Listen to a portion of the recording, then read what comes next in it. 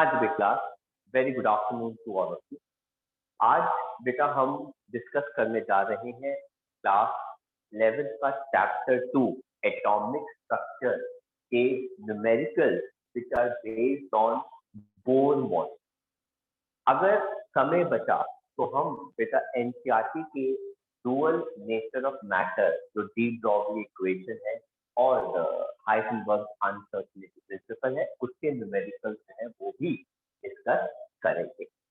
लेकिन कोई भी न्यूमेरिकल डिस्कस करने से पहले एक बार जरा हम उन फॉर्मूलेट को याद कर लेते हैं जो नील बोर ने हमको बताए थे कि हम कैसे एटम के अंदर पार्टिकल्स के बारे में इंफॉर्मेशन पा सकते हैं। सबसे पहला जो फॉर्मूला उन्होंने हमको बताया था वो था किसी भी सेल की एनर्जी अगर हमको निकालनी है, एनर्जी ऑफ शेल, तो बेटा वो कैसे निकालते हैं 2.18 into 10⁻⁻18 into Z square upon n square joule per atom. तो बेटा इस फॉर्मूले से हम सेल की बेटा क्या निकाल सकते हैं, एनर्जी। एंड इस फॉर्मूले से हम बेटा क्या निकाल सकते हैं, चेंज इन एनर्जी जब इलेक्ट्रॉन एक शेल से कहां जंप करता है, दूसरे शेल। अब वो लोअर टू हायर जंप कर रहा है तो एनर्जी हमको देनी पड़ेगी, इसलिए एनर्जी की वैल्यू पॉजिटिव आएगी। अगर वो हायर एनर्जी ऑर्बिटल से छोटे वाले एनर्जी ऑर्बिटल में जंप कर रहा है तो वो एनर्जी लूज करेगा, जिसका आंसर जो है वो नेगेटिव आएगा। एनर्जी चेंज के साथ एक और फॉर्मूला हमारे पास आता है, वो हमारा कौन सा होता है, 1/λ।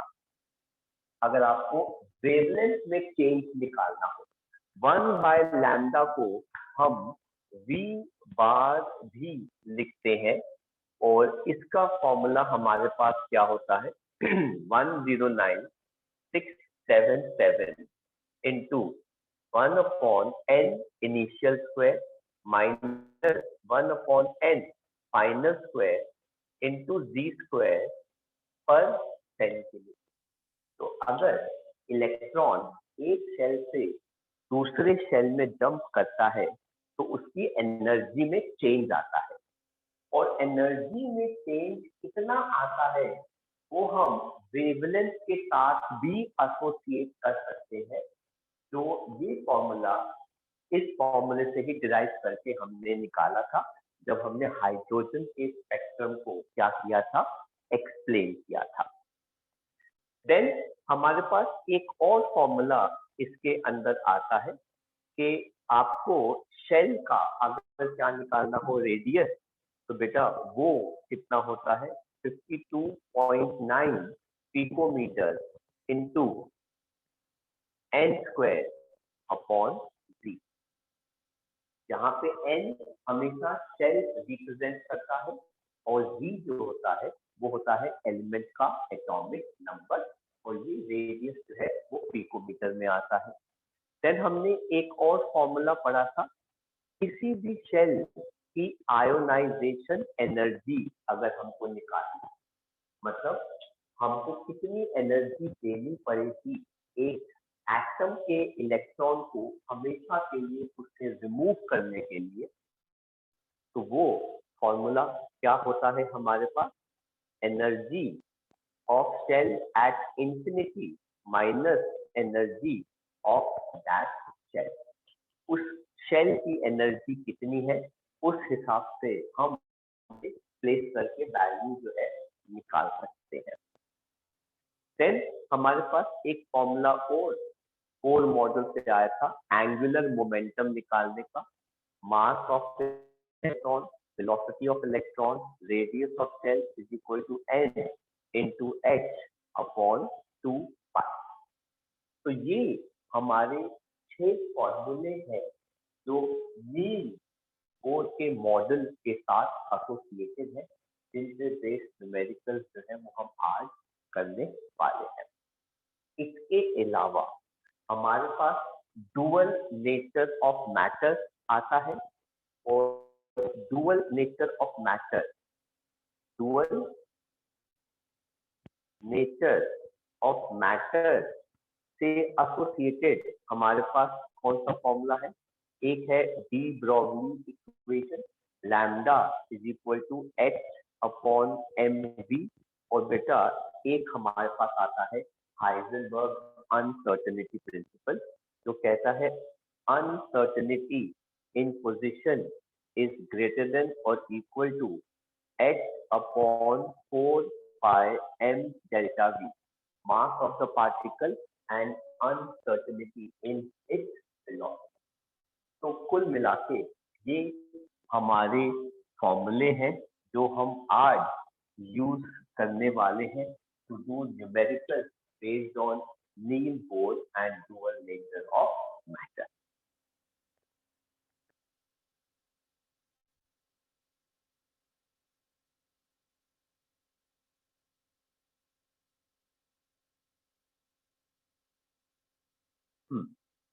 तो मैं अब आपके साथ एक स्क्रीन शेयर कर रहा हूँ जिसके अंदर हम एनसीईआरटी के क्वेश्चंस को देखेंगे, और पहले हम समझेंगे और उसके बाद फिर आप उन क्वेश्चंस को कॉपी कर सकते हैं। तो ये स्क्रीन आपके साथ हम शेयर कर रहे हैं।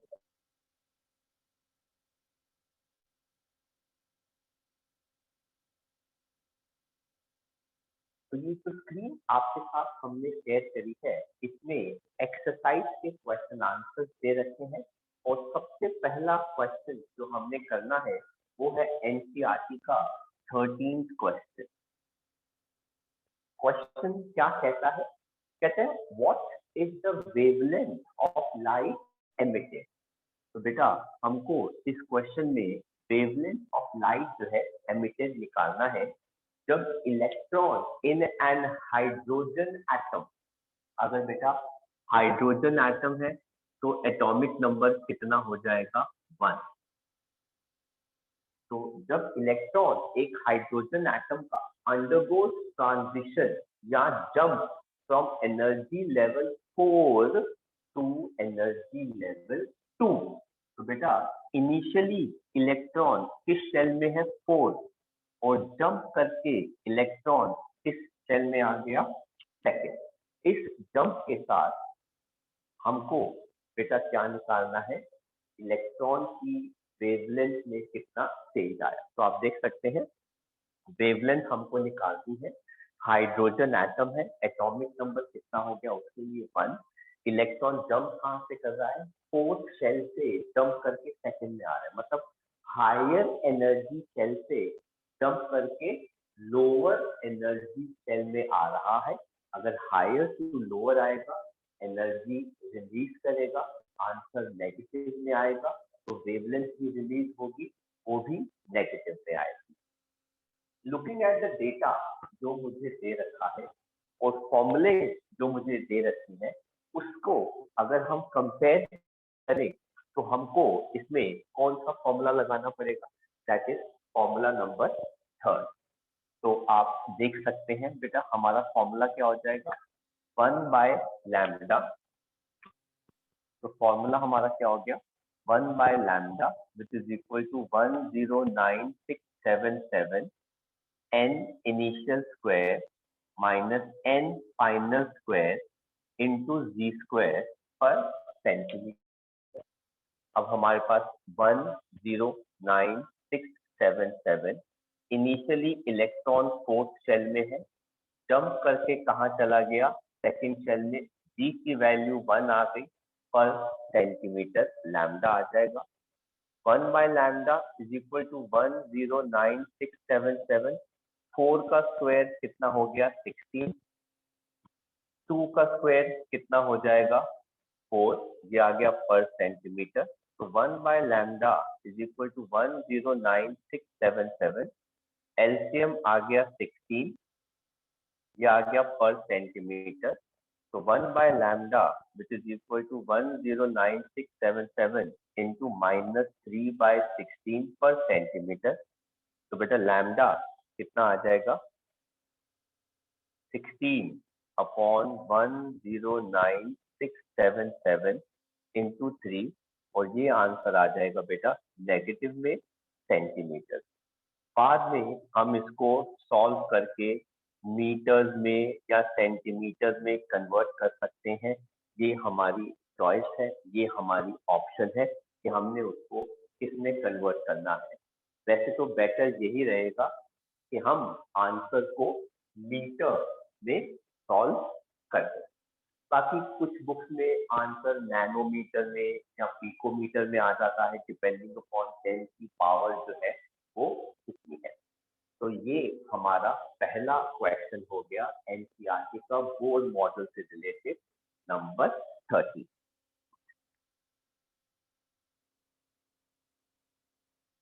तो बेटा मैं आपके साथ स्क्रीन शेयर कर रहा हूं और देखते हैं अगला क्वेश्चन जो बोर मॉडल से रिलेटेड है, एसोसिएटेड है। और हम आते हैं नेक्स्ट क्वेश्चन के साथ। ये है एनसीईआरटी का 14th क्वेश्चन। क्या कह रहा है क्वेश्चन, जरा पढ़ते हैं।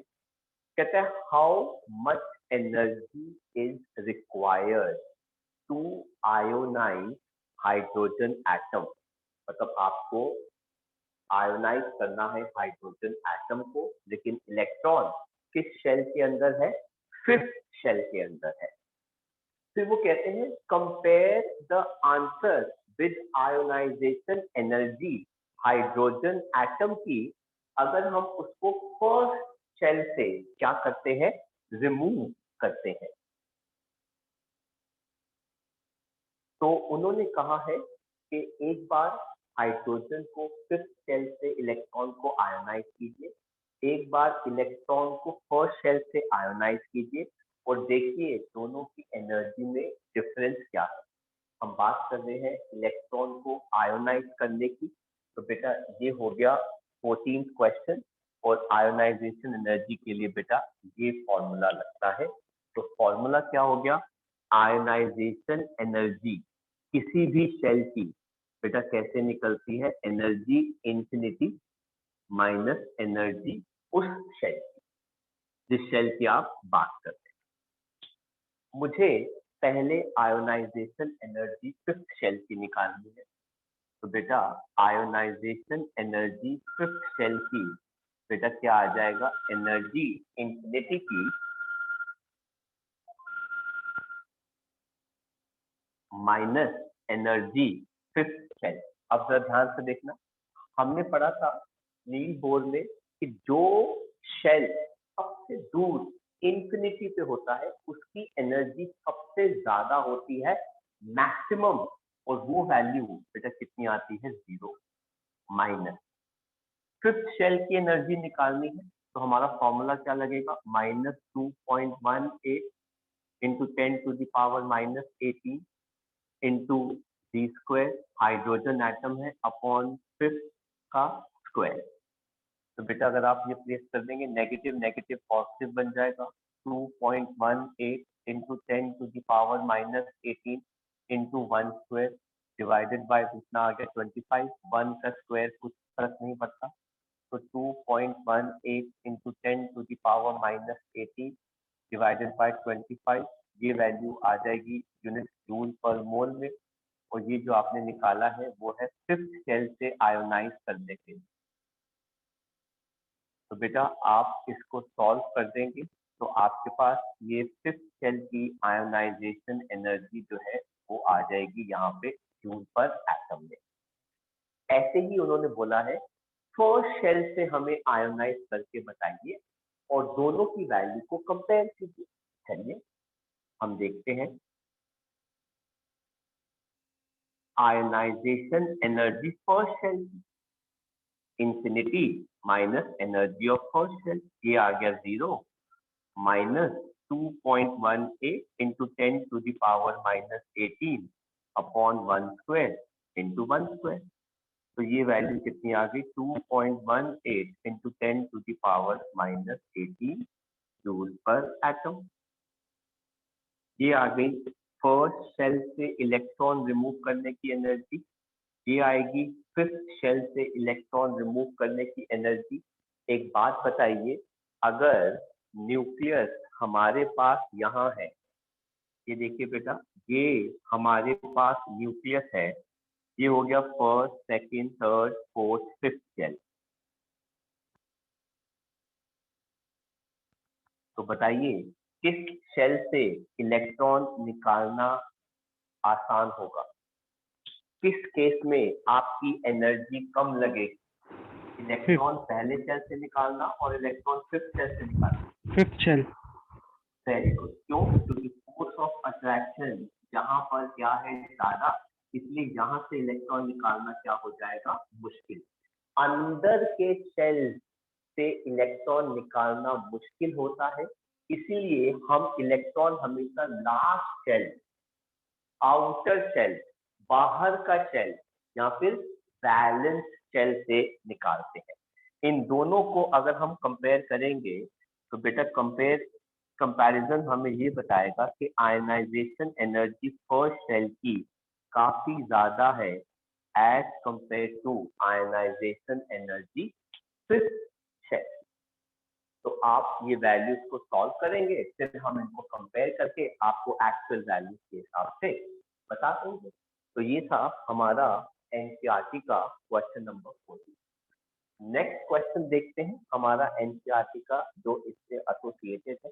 मैं आपके साथ स्क्रीन शेयर कर रहा हूं दोबारा, और ये है हमारा क्वेश्चन नंबर 15 एनसीईआरटी का। तो देखते हैं एनसीईआरटी का 15th क्वेश्चन जो है वो क्या कहता है।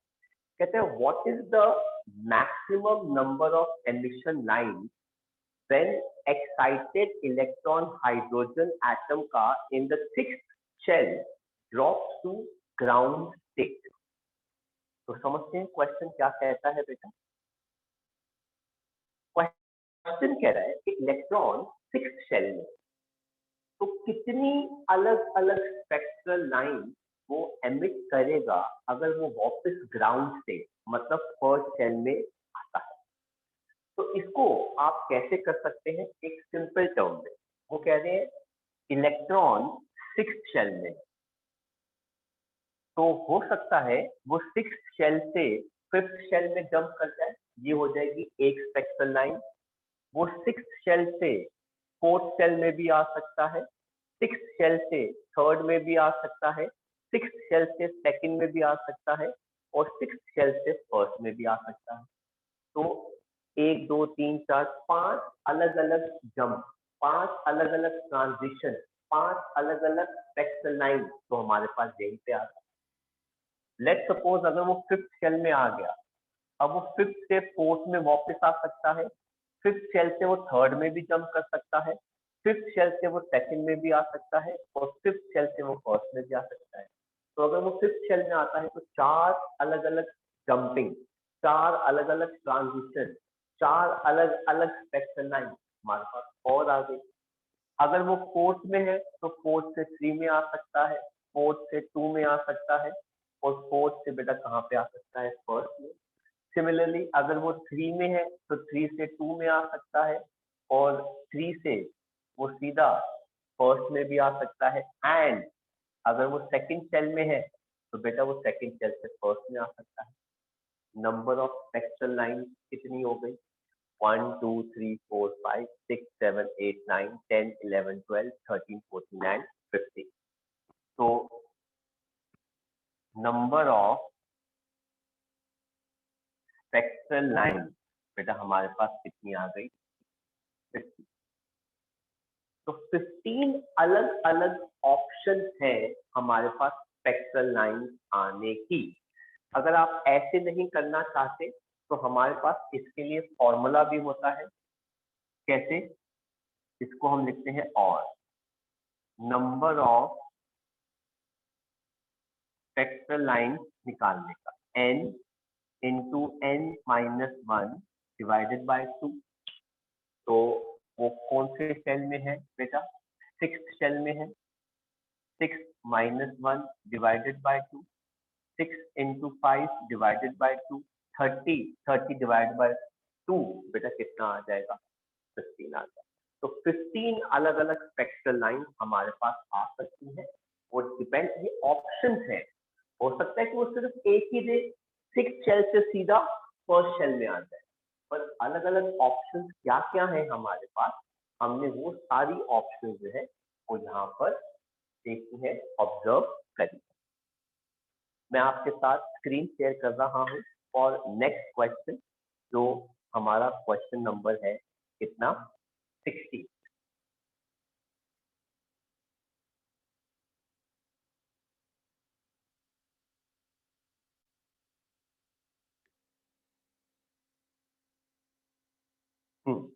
तो अब हम एनसीईआरटी का 60 क्वेश्चन की बात करते हैं। वो कहता है energy associated first Bohr orbit के साथ हाइड्रोजन एटम की कितनी है। तो फिफ्थ बोर ऑर्बिट के साथ आप उनकी एनर्जी निकालिए और फिफ्थ ऑर्बिट का रेडियस भी हमको निकालना है। तो बेटा 16th क्वेश्चन में दो पार्ट है। एक पार्ट में वो कहता है कि अगर इलेक्ट्रॉन हाइड्रोजन एटम के अंदर फिफ्थ ऑर्बिट में है तो उसकी एनर्जी कितनी होगी, हमें निकालना। तो देखिए बेटा, एनर्जी का फॉर्मूला हमारे पास क्या होता है, -2.18 into 10⁻⁻18 into d² upon n² joule per atom.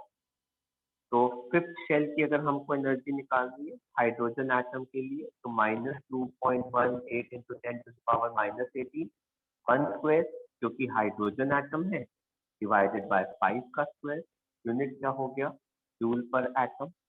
तो एनर्जी फिफ्थ शेल की कितनी आ जाएगी, -2.18 इंटू 10⁻⁻18 डिवाइडेड बाय 25। आप सॉल्व कर देंगे, यहाँ पर एनर्जी जो है वो किस में आ जाएगी, नेगेटिव में आ जाएगी, और वैल्यू में हो जाएगी जूल पर एटम के अंदर। डिवाइड करने पर हमारे पास आंसर आ जाएगा। दूसरे पार्ट में उन्होंने हमसे पूछा है कि फिफ्थ ऑर्बिट का रेडियस कितना होगा। तो बेटा रेडियस का फॉर्मूला होता है 52.9 picometre into n² upon g। तो बेटा ये कितना आ जाएगा, 52.9, ये कितना आ गया, 5 का स्क्वायर अपॉन 1 पिकोमीटर। आप 52.9 इंटू क्या कर देंगे, 25, तो आपके पास फिफ्थ सेल का क्या आ जाएगा, रेडियस आ जाएगा, और वो वैल्यू इसमें आ जाएगी पिकोमीटर के। तो ये है आपके कुछ क्वेश्चन और पॉइंट्स जो हमने अभी डिस्कस किए। तो अब हम अगला क्वेश्चन देखते हैं, हमारा बोर मॉडल के साथ क्या कहता है। तो ये क्वेश्चन है हमारा क्वेश्चन नंबर 17 एक्सरसाइज का। क्वेश्चन कहता है कैलकुलेट द वेव नंबर, मुझे मतलब वी बार निकालना है, वेव नंबर निकालना है। तो मेरे पास वैल्यू कैलकुलेट करने के लिए क्या है, वेव नंबर, जिसको हम क्या बोलते हैं, V bar. Calculate the wave number for longest wavelength transition in Balmer series. तो बेटा बाल्मर सीरीज के लिए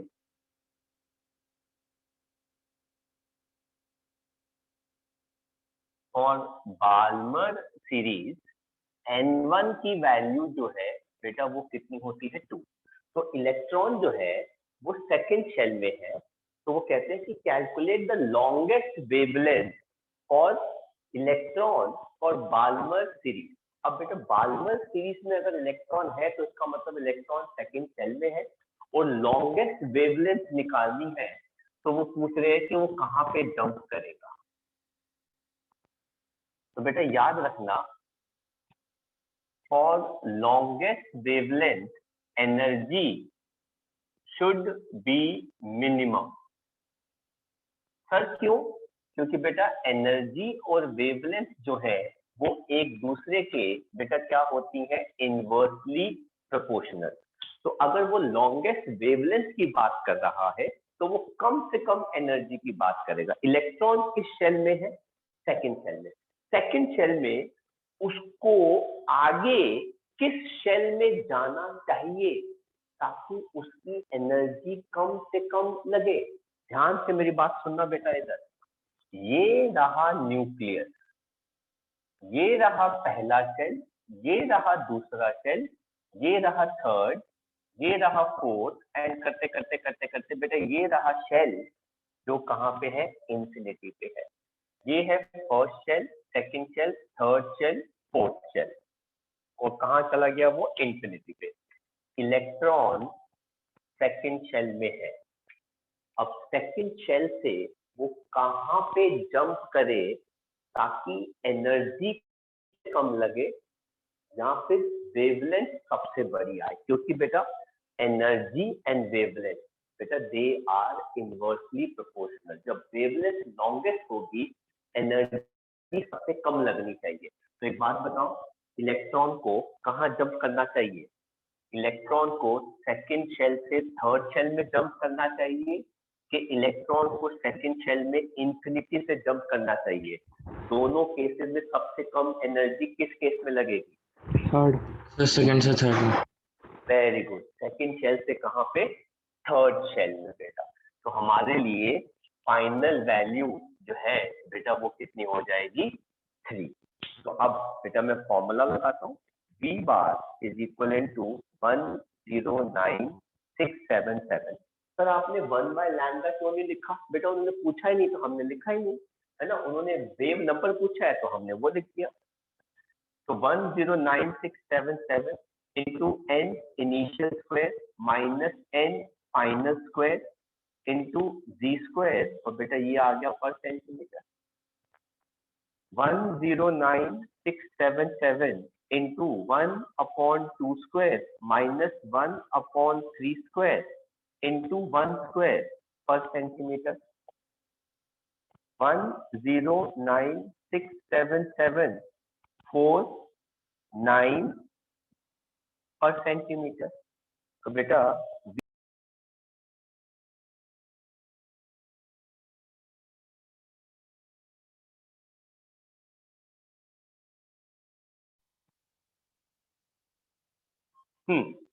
तो बेटा हमारे पास वेव नंबर निकालना है, तो ये कितना आ जाएगा, 109677।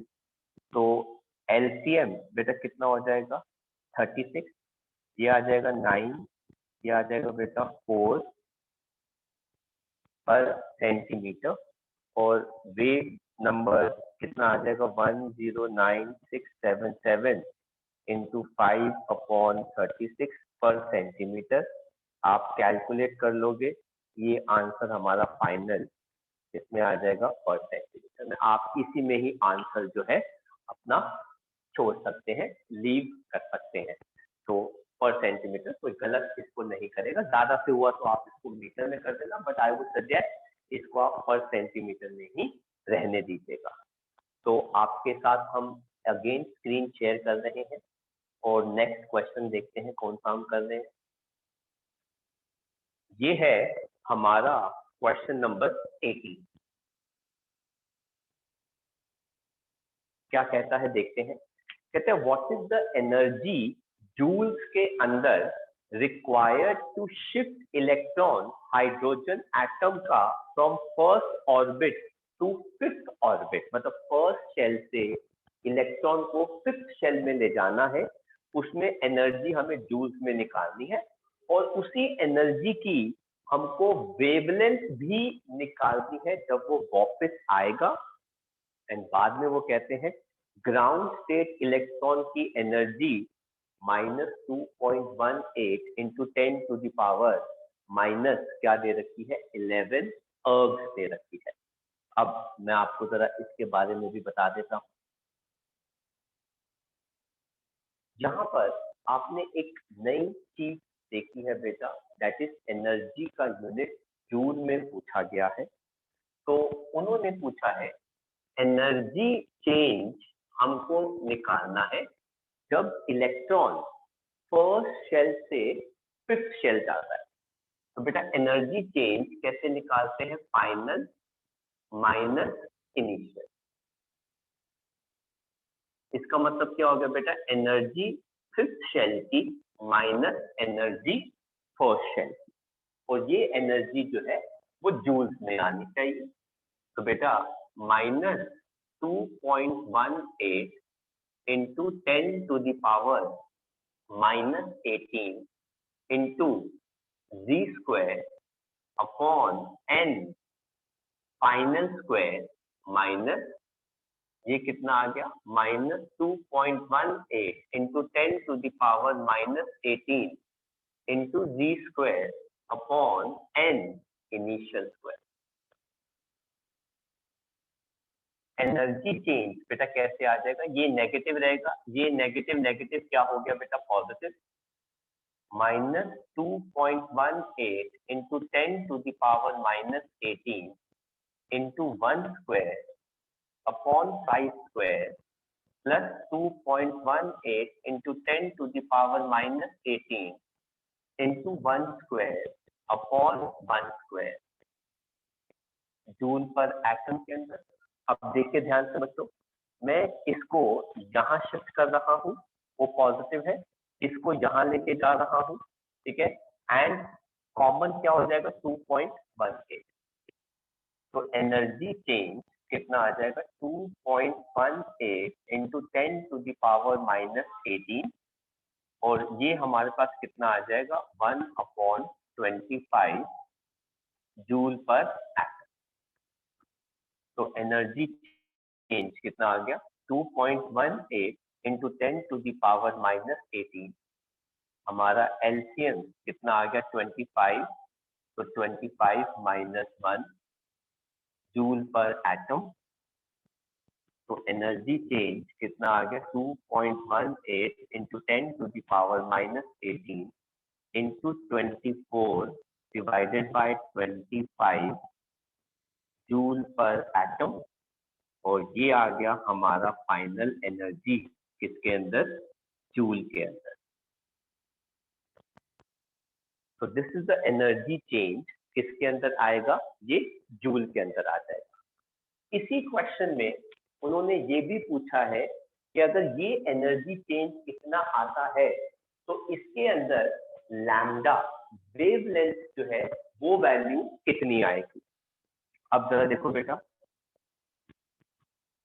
Also energy change is equal to hc by lambda. ये फॉर्मूला हमें कहां से मिलता है? प्लैंक क्वांटम थ्योरी से मिलता है।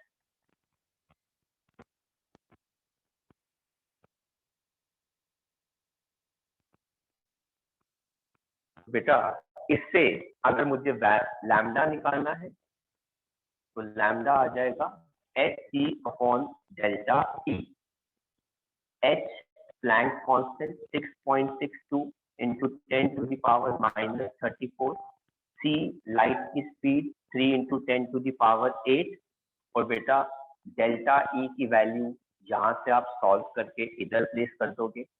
मेरे पास ये वैल्यू लेट सपोज कितनी आ गई? x। तो बेटा आप इसको यहाँ पे प्लेस कर देना,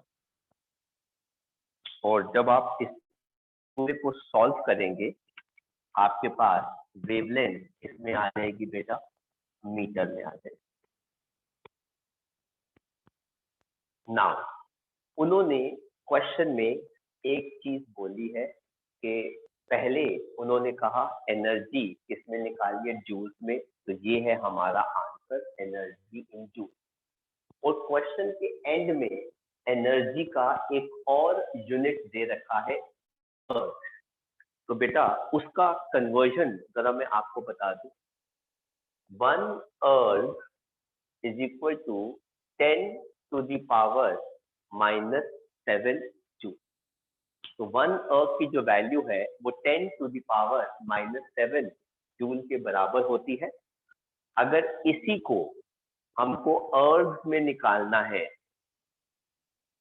तो ये आ जाएगा 2.18 इंटू 10⁻11 इंटू 24/25, और ये यूनिट बेटा किसमें हो जाएगा, अर्थ पे। लेकिन प्रॉब्लम ये है कि अगर एनर्जी का यूनिट अर्थ में होगा तो यहाँ पे प्लैंक कांस्टेंट की वैल्यू भी बदलेगी, और लाइट की स्पीड जो मीटर पर सेकंड में है it should be in centimetre per second, तो मुझे उसमें भी बदलनी पड़ेगी। तो इसीलिए there is no point doing the calculation in earth. आपको इसमें कैलकुलेट करने की जरूरत ही नहीं है, क्योंकि अगर आप इसमें कैलकुलेट करोगे तो वेवलेंथ जो है वो सेंटीमीटर में आएगी। तो इसलिए हमने जूल में ही निकाली एनर्जी चेंज, और लैम्डा को हम किसमें निकाल लेंगे, मीटर के अंदर, इसको सॉल्व करके।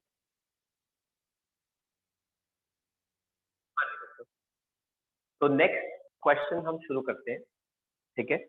मैं आपके साथ स्क्रीन शेयर कर रहा हूं बच्चों, और अब हम कर रहे हैं क्वेश्चन नंबर 18, ठीक है। क्या कहता है बेटा क्वेश्चन नंबर 18, जरा पहले पढ़ लेते हैं, उसके बाद फिर इसको कॉपी करेंगे।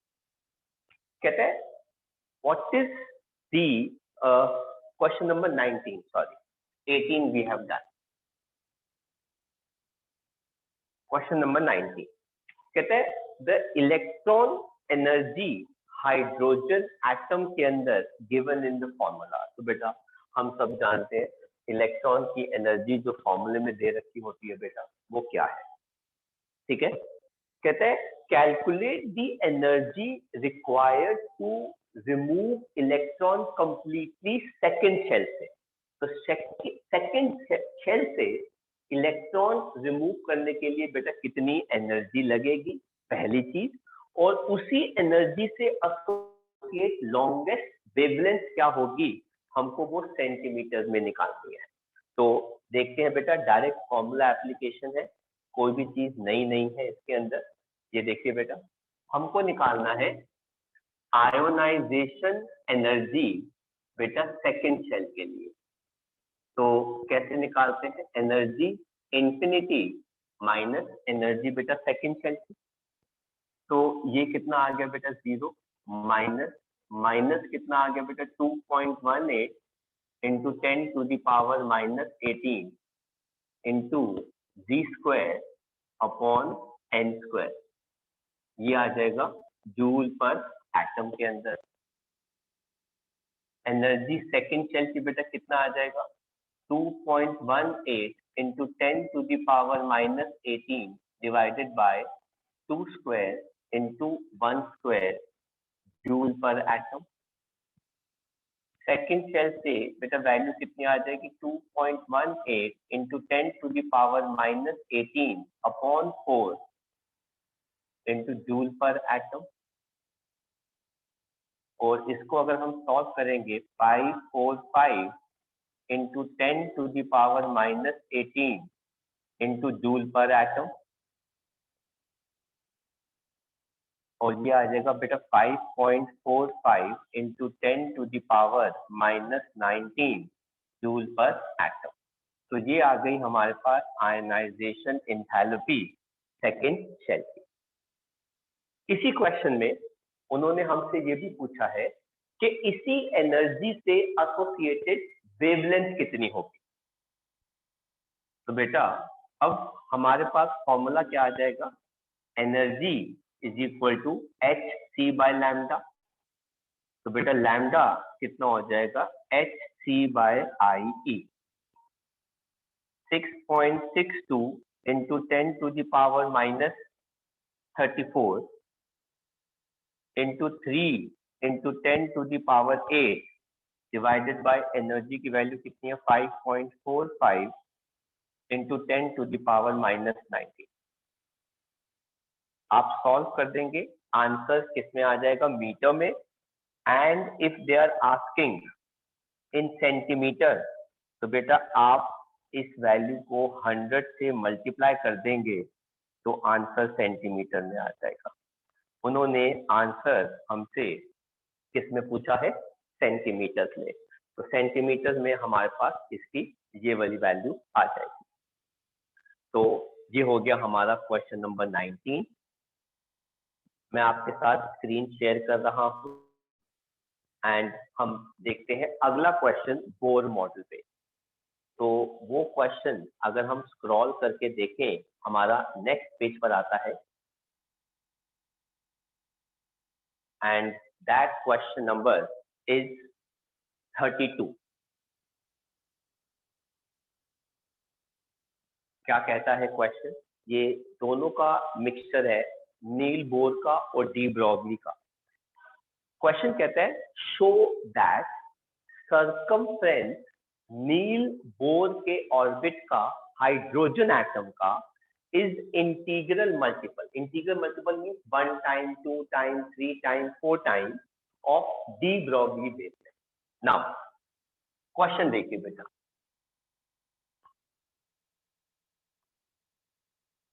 एंगुलर मोमेंटम ऑफ इलेक्ट्रॉन हम कैसे निकालते हैं? हम एंगुलर मोमेंटम इलेक्ट्रॉन का कैसे निकालते हैं? तो it is mvr is equal to n into h upon 2π। तो इलेक्ट्रॉन का एंगुलर मोमेंटम का फॉर्मूला क्या होता है बेटा? mvr is equal to nh upon 2π, जो यहां से हमने देखा। ना बेटा 2π को मैं इधर ले गया और n into h upon mv इधर आ गया। 2πr is equal to n into h upon mv। तो बेटा 2πr बेटा किसी भी सर्कल का क्या होता है? सरकमफ्रेंस। और n इज इक्वल टू बेटा क्या हो गया? डी ब्रॉगली वेवलेंथ, क्योंकि ये फॉर्मूला होता है, यहाँ से हमको पता है। तो n क्या हो जाएगा? 1 2 3 4 एंड सो ऑन। तो हमने प्रूव कर दिया कि सरकमफ्रेंस नील बोर के ऑर्बिट का is n times of de Broglie की wavelength, 1 times of de Broglie की wavelength, 2 times of de Broglie की वेवलेंथ एंड सो ऑन। तो दिस इज हमारा क्वेश्चन और नील बोर। अब हमारे दो क्वेश्चन बेटा बोर मॉडल पे रहते हैं जो मैं आपके साथ डिस्कस करने वाला हूँ। मैं स्लाइड शेयर कर रहा हूँ और मैं बात कर रहा हूँ question number 33। This is one very nice question, but books में ये काफी कॉम्प्लिकेटेड तरीके से दे रखा है और मैं उसको उतने ही सिंपल तरीके से कराने वाला हूँ। क्वेश्चन एक बार जरूर पढ़ लेते हैं हम। कहते हैं क्या ट्रांजिशन हाइड्रोजन स्पेक्ट्रम की होगी जिसकी सेम वेवलेंथ होगी Balmer transition n fourth shell से टू n सेकंड शेल से और हीलियम स्पेक्ट्रम?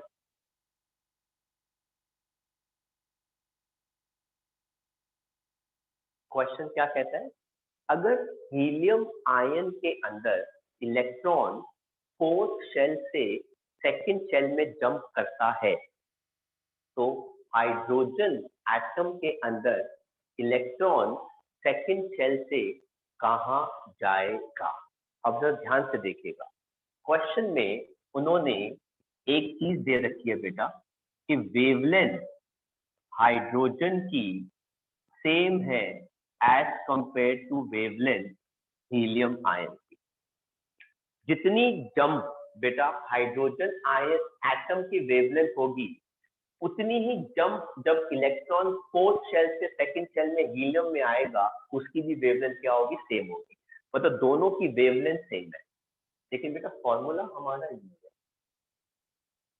अगर दोनों की वेवलेंथ सेम है तो बेटा दोनों के रेसिप्रोकल की वैल्यू भी बेटा क्या होगी? सेम होगी।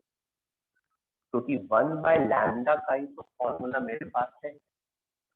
अब बेटा 1/लैम्डा हाइड्रोजन के लिए ये फॉर्मूला देखिए बेटा 109,677 n initial square upon final square into z square which is equivalent to 10977। अब इसका फॉर्मूला आ रहा है into n initial square upon n final square into z square। सबसे बेस्ट चीज क्या है बेटा, दोनों की साइड से ये एज इट इज कैंसिल हो गया क्योंकि दोनों पे सेम है। अब हाइड्रोजन में वो कह रहे हैं फॉर बाल्मर,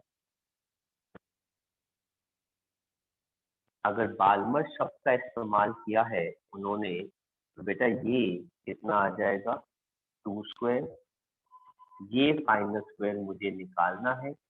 हाइड्रोजन का बेटा एटॉमिक नंबर कितना होता है 1। हीलियम में वो कह रहे हैं कि इलेक्ट्रॉन फोर्थ शेल में है और जंप करके सेकंड शेल में आ गया, और हीलियम का एटॉमिक नंबर बेटा कितना होता है 2 का स्क्वायर।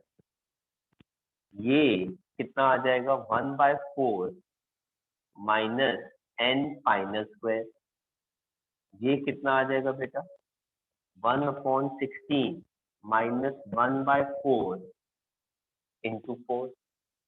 अब जरा ये देखिए बेटा, ये आ जाएगा 1/4 माइनस n फाइनल स्क्वायर, बेटा इसका एलसीएम ले लेंगे आप 16 1 माइनस 4 इंटू बेटा 4। आप 4 से इसको कैंसिल कर देंगे तो बेटा ये आ जाएगा 4। तो ये हमारे पास कितना आ जाएगा 1/4 minus n final square which is equivalent to -3/4। मैं इनको रीअरेंज करता हूँ, इसको इधर ले आता हूँ और इस वाले पार्ट को इधर ले आता हूँ। 1/4 plus 3/4 is equal to n final square. LCM कितना आ गया 4, 3 plus 1 1/n final square. Therefore n फाइनल की वैल्यू कितनी आएगी 1। तो जब इलेक्ट्रॉन हाइड्रोजन एटम के अंदर सेकंड शेल से वापस कहाँ पे आएगा फर्स्ट शेल में, तो जितनी एनर्जी वो रिलीज करेगा उतनी ही एनर्जी हीलियम आयन का इलेक्ट्रॉन कितनी रिलीज करेगा जब वो फोर्थ शेल से कहाँ पे आ जाएगा सेकंड शेल पे आ जाएगा। तो हीलियम के केस में इलेक्ट्रॉन फोर्थ शेल से थर्ड सेकंड शेल में आ रहा है, तो हाइड्रोजन के केस में इलेक्ट्रॉन सेकंड शेल से कहाँ पे जा रहा है फर्स्ट शेल में वापस आ रहा है। दोनों की एनर्जी की वैल्यू जो है बेटा वो क्या आ जाएगी सेम आ जाएगी। और एक लास्ट क्वेश्चन जो बोर मॉडल पे हमारा बेस है मैं आपके साथ डिस्कस कर रहा हूँ स्क्रीन शेयर करके। ये है हमारा क्वेश्चन नंबर 34। क्या कह रहा है, कहता है हीलियम आयन से आपने एक और इलेक्ट्रॉन लूज करा दिया, मतलब हीलियम के ऊपर पहले से ही पॉजिटिव चार्ज था, एनर्जी देकर आपने उससे एक और इलेक्ट्रॉन लूज करा दिया। कहते हैं आयोनाइजेशन एनर्जी H एटम की अगर इतनी है तो बताओ इसके लिए प्रोसेस के लिए एनर्जी कितनी लगेगी। नाउ व्हाट डज क्वेश्चन से, हीलियम पॉजिटिव है, इसके पास एक ही इलेक्ट्रॉन बचा है। हीलियम के पास 2 इलेक्ट्रॉन होते हैं, ये रहे वो 2 इलेक्ट्रॉन। एक इलेक्ट्रॉन आप पहले से ही रिमूव करा चुके हो, अब बचा ये वाला इलेक्ट्रॉन, ये रहा वो कहते हैं इस इलेक्ट्रॉन को रिमूव कराने के लिए कितनी एनर्जी लगेगी। तो बेटा एनर्जी रिमूव कराने के लिए इस फॉर्मूले से कैलकुलेट की जाती है। तो आयोनाइजेशन एनर्जी बेटा कैसे लगेगी, energy infinity minus first. Sir आपने शेल फर्स्ट क्यों लिया है, बेटा हीलियम के पास सिर्फ एक ही शेल होता है, इसलिए मैंने n की वैल्यू कितनी ले ली 1। ये कितना आ गया 0 माइनस, ये कितना आ जाएगा -2.18 इंटू 10⁻⁻18। फॉर्मूला हो गया g² upon n² joule per atom. Negative negative बेटा क्या बन जाएगा पॉजिटिव, और ये आ जाएगा 2.18 इंटू 10⁻⁻18। ध्यान रखना हीलियम का एटॉमिक नंबर कितना होता है 2, इसलिए बेटा मैं लाल रंग से यहाँ पे लिख रहा हूँ ताकि आप गलती से हाइड्रोजन का एटॉमिक नंबर ना लिखते पाए। डिवाइडेड बाय कितना हो गया 1², आंसर आ जाएगा जूल पर एटम में। तो आयनाइजेशन एनर्जी कितनी आ जाएगी 2.18 इंटू 10⁻⁻18 इंटू 4। तो आप इसको मल्टीप्लाई कर देंगे 32 1 341 this 8.72 into 10⁻⁻18 joule per atom. ये एनर्जी लगेगी आपकी हीलियम आयन के अंदर इलेक्ट्रॉन निकालने के लिए। तो यहाँ पे हमने सारे क्वेश्चन कोर मॉडल पे डिस्कस कर लिए हैं, आप कॉपी कर सकते हैं।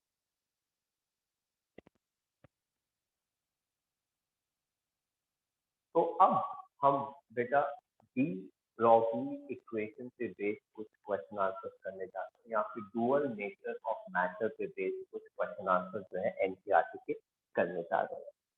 तो मैं आपके साथ स्क्रीन शेयर कर रहा हूँ, और ये दोनों क्वेश्चन काफी फेमस क्वेश्चन है। बहुत बार आपके स्कूल्स में टर्म एग्जाम्स में क्वेश्चन जो है वो पूछे जाते हैं। हम बात कर रहे हैं इन क्वेश्चंस की। ये है क्वेश्चन नंबर 20 एंड 21। तो शुरुआत करते हैं एनसीईआरटी के क्वेश्चन नंबर 20 के साथ। क्या कहता है, कहता है calculate the wavelength of an electron moving with velocity of 2.05 into 10⁻⁷ meters per second। तो बेटा हमारे पास इलेक्ट्रॉन की वेलोसिटी है 2.05 into 10⁻⁷ meters per second से वो मूव कर रहा है। उसके लिए हमें क्या निकालनी है, वेवलेंथ। तो बेटा वेवलेंथ निकालने का फॉर्मूला क्या होता है, h/mv। 6.62 into 10⁻⁻34 divided by electron का मास कितना होता है 9.1 into 10⁻⁻31, और इलेक्ट्रॉन की वेलोसिटी कितनी हो गई ये। तो आप देख सकते हैं अब 31 माइनस है, ये कैंसिल हो गया बेटा, ये कितना आ गया -3, और 10⁻⁷ ऊपर चला जाएगा तो लैम्डा कितना आ जाएगा 6.62 अपॉन 9.1 इंटू 2.05 इंटू 10⁻⁻10। आप सॉल्व कर देंगे, आंसर बेटा किसमें आ जाएगा, मीटर में।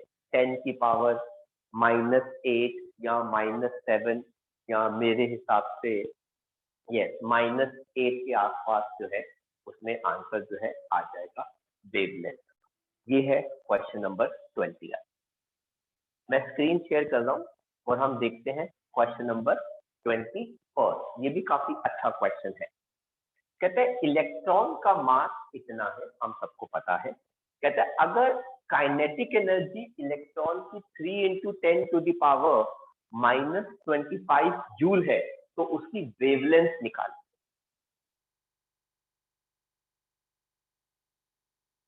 तो बेटा 21st क्वेश्चन में इलेक्ट्रॉन की काइनेटिक एनर्जी इज 3 × 10⁻⁻25 जूल।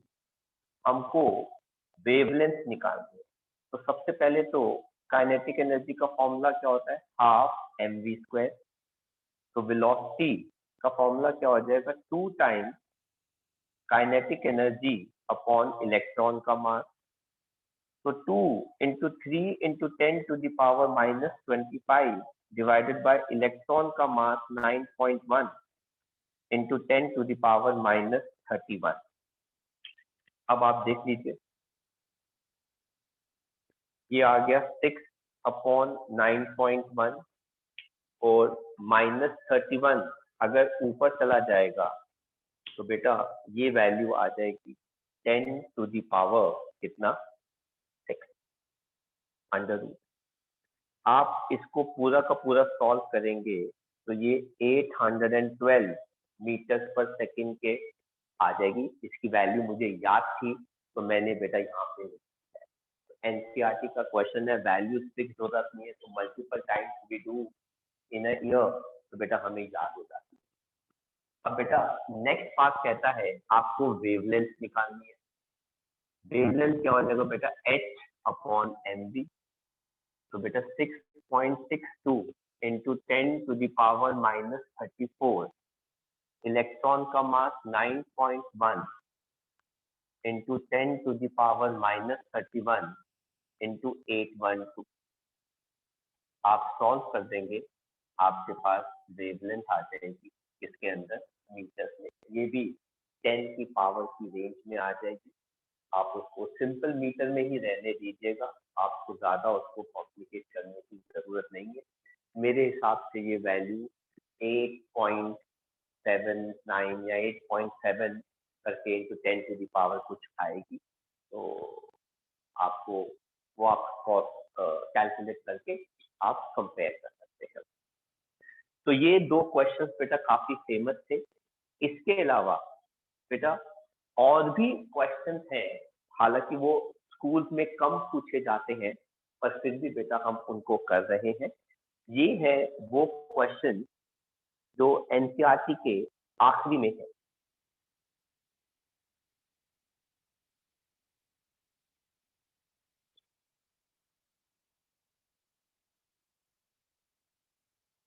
मैं बात कर रहा हूँ क्वेश्चन नंबर 57 से लेके 60 तक। तो बेटा एनसीईआरटी के क्वेश्चन 57 टू क्वेश्चन नंबर 60, इन सब के अंदर बेटा फॉर्मूला क्या लगेगा, लैम्डा = h/m। सब डुअल नेचर ऑफ मैटर पे बेस्ड है, बट फर्क क्या है ध्यान से देखिएगा। कुछ जगह पर मास इलेक्ट्रॉन का आएगा क्योंकि वो इलेक्ट्रॉन की बात कर रहे हैं, और कुछ जगह पर एक क्वेश्चन में न्यूट्रॉन का मास आएगा, एंड दैट क्वेश्चन जो है वो हमारा है न्यूट्रॉन वाला, दैट इज 58। उसमें न्यूट्रॉन का मास आएगा, और 58 के लिए question 58 mass of neutron 1.675 × 10⁻⁻27 kg होता है। तो बाकी सबके अंदर इलेक्ट्रॉन है एंड वही कॉन्सेप्ट है, वही चलता रहेगा। डायरेक्ट फॉर्मूला एप्लीकेशन है, कुछ भी इधर आपको ढूंढने की जरूरत नहीं है। जो एक क्वेश्चन मैं आपको कराना चाहता हूं वो है क्वेश्चन नंबर 61। ये क्या कहता है, कहते हैं पोजीशन इलेक्ट्रॉन की is measured within an accuracy of 0 ± 0.002 nanometre. तो पोजीशन की अनसर्टेनिटी ± 0.002 नैनोमीटर के साथ मेजर की जाती है। कहते हैं कैलकुलेट अनसर्टेनिटी उसके मोमेंटम के अंदर। तो बेटा हमको अनसर्टेनिटी उसके मोमेंटम की निकालनी है। कहते हैं suppose the momentum of electron is h upon 4 pi into 0.05 nanometre. अब वो कह रहे हैं सपोज मोमेंटम की वैल्यू कितनी है, h upon 4 pi into 0.05 nanometre. कहते हैं is there any problem in defining this value. हाँ जी, तो देखिए बेटा, मैंने आपको जैसे बताया क्वेश्चन नंबर 57 से 60 तक exactly lambda is equal to h upon h लगेगा, जहाँ पे m is the mass of the particle या मास ऑफ इलेक्ट्रॉन। लेकिन क्वेश्चन नंबर 58 के अंदर मास ऑफ न्यूट्रॉन लगेगा, जिसका मास मैंने आपको दिया। क्वेश्चन नंबर 61 कहता है सपोज एक इलेक्ट्रॉन की अनसर्टेनिटी पोजीशन की कितनी है, प्लस माइनस 0.002 नैनोमीटर। तो बताइए व्हाट इज द अनसर्टेनिटी उसके मोमेंटम। तो भाई according to Heisenberg uncertainty principle हमारे पास फॉर्मूला क्या होता है, uncertainty in position is greater than और equal to h upon 4 pi mass into uncertainty in velocity. Mass into uncertainty in velocity बेटा क्या होता है, मोमेंटम की अनसर्टेनिटी। उसको मैं यहां ले आया, तो मोमेंटम की अनसर्टेनिटी इज इक्वल टू और more than h upon 4 pi uncertainty in position. तो मोमेंटम की uncertainty is equal to h upon 4 pi into 0.002 nanometre. वो कहते हैं इस वैल्यू को इस वैल्यू से कंपेयर कीजिए। बेटा दोनों में h अपॉन 4 पाई है, h अपॉन 4 पाई है, लेकिन यहाँ पर ये वैल्यू बहुत छोटी है, ये वैल्यू बहुत बड़ी है, इसलिए इसका डिनोमिनेटर बड़ा है, तो ये वाली वैल्यू आ जाएगी बेटा छोटी आ जाएगी। तो बेटा this value is much more than given value.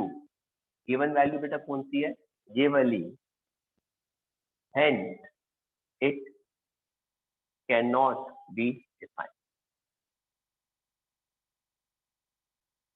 तो यहाँ पर हमारे सारे question dual nature of matter और कोर मॉडल से हमने एनसीईआरटी के डिस्कस कर लिए।